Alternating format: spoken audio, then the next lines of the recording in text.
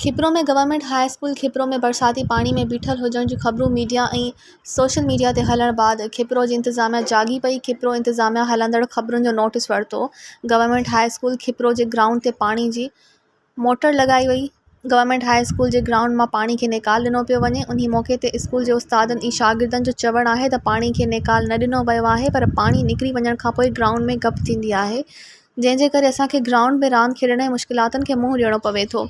इंतिज़ामिया खे घुरिजे त गवर्नमेंट हाई स्कूल खिपरो जे ग्राउंड मिटीअ जा टाला कराए ॾिना वञनि, जीअं असीं स्कूल जे ग्राउंड में रांदि करे सघूं। मैदान आबाद हूंदा त अस्पताल वीरान हूंदा। मज़ीद ख़बरनि ऐं तफ़सीलात लाइ विज़िट कयो असांजी वेबसाइट www.awamiNewsHD.com ऐं ॾिसंदा रहो अवामी न्यूज़ HD।